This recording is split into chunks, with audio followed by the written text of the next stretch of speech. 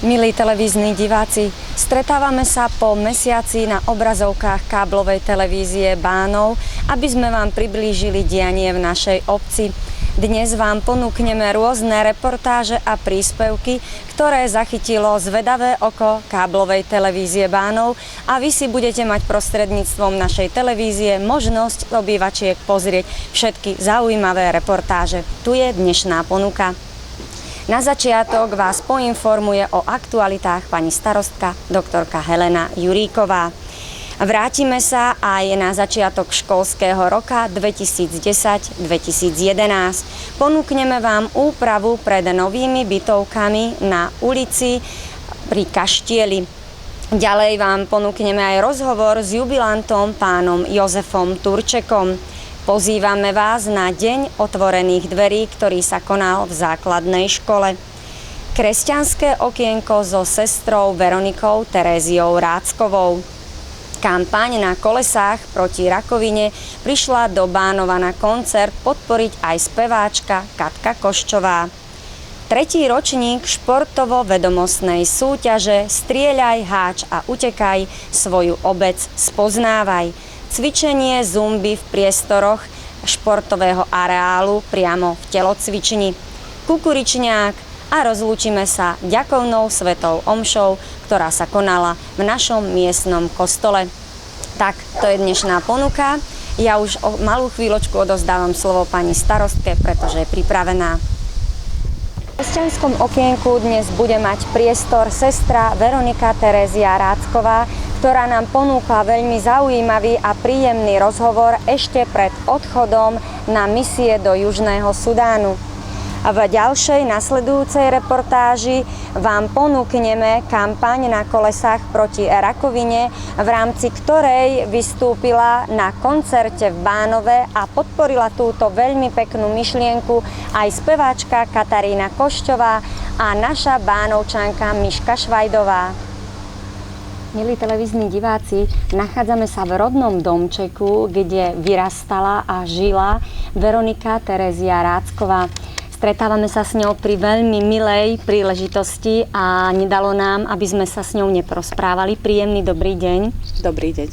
Milá Veronika Terézia, nám pripadla taká milá úloha, aby sme prostredníctvom vás odovzdali našim Bánovčanom krásne zážitky, myšlienky a samozrejme aj takú úlohu do toho sveta, ktorého nesiete, že odchádzate ako misionárka do Južného Sudánu, do Afriky, čo je už až také nepochopiteľné pre nás už len povedať, nie ešte to zažiť.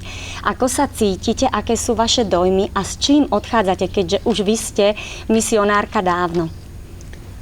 Tak ako sa cítim, to najlepšie, čo v sebe cítim, je vlastne veľká radosť a hlboký vnútorný pokoj, ktoré by som tiež chcela priniesť týmto ľuďom v Sudáne, ktorých som mohla navštíviť tento rok v apríli. Sestrička Veronika, chodíte na misie, takže musíte vedieť ovládať jazyky. Mohli by ste nám, Bánovčanom, určite sú zvedaví aj mladí ľudia, aké jazyky ovládate? Tak ovládam jazyky, no dá sa povedať, že hovorím celkom dobre, ako hlavne po nemecky, potom po anglicky.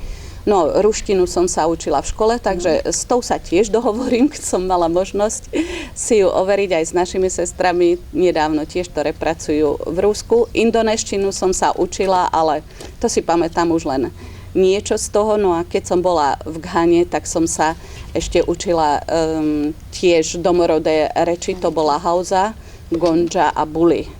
A sestrička, takže máte ešte takú nejakú možnosť na káblové televízie prostredníctvom teda nich povedať, odkázať Bánovčanom to, čo máte ešte vy na srdci a s čím by ste sa rada na záver s nimi podelila?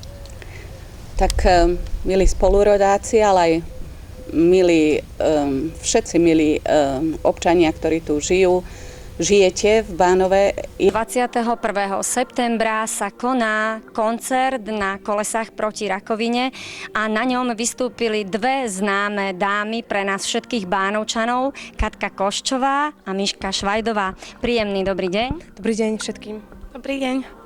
Kampaň na kolesách proti rakovine je známa určite, Katka, aj tebe, ako sme sa už rozprávali aj na koncerte. Ako sa ti v Bánove spievalo, aké bolo publikum a či rada rozdávaš radosť prostredníctvom takýchto koncertov?